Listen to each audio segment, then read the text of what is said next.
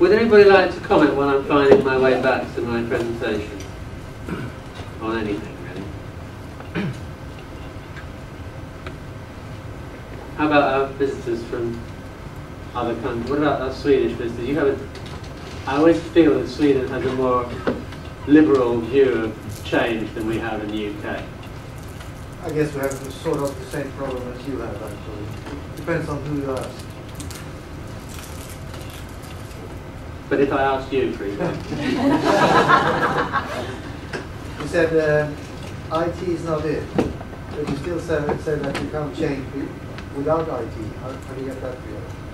Yes, that's the contradiction. What I mean by IT is not it is just IT is not it. IT by itself changes nothing. Everybody knows that.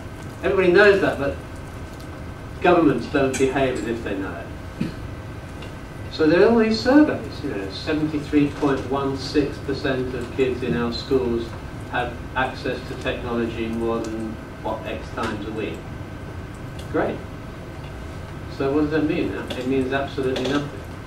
In fact, in some cases, I really do think that the quality of... I'm going to give you an example now, and I'm going to get myself into trouble.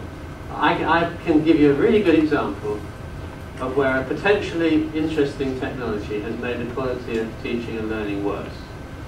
And that is the way in which interactive whiteboards are commonly used in the UK. Sorry, have I said something terrible? No, I totally agree with you. You're not the manufacturer of interactive whiteboards. So this is just my personal opinion, not anybody else's, but in my view, the interactive whiteboard could be a great technology. Well, kind of. But it has a very important pedagogical spin-off effect, which is that it puts the teacher at the front of the class. The information is here on the board, and I'm going to go back to telling you at the front of the lesson what's happening on this board. Just when, in the UK and many other countries, we were beginning to have a bit slightly more distributed view of what learning and teaching was about, with kids working things out for themselves and so on. And I just don't see, in the UK, I don't see anybody using the whiteboard for anything particularly innovative, but I have heard some examples. Actually, Jeremy Rochelle has a great example of how that technology can be used in a really interesting way for new kinds of knowledge.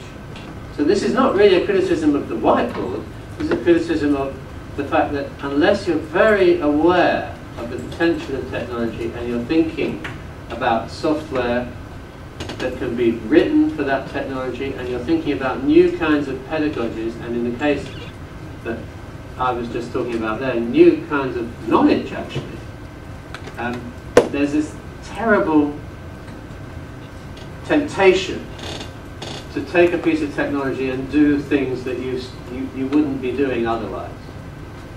So you're standing at the front and lecturing when you could be doing other more productive things.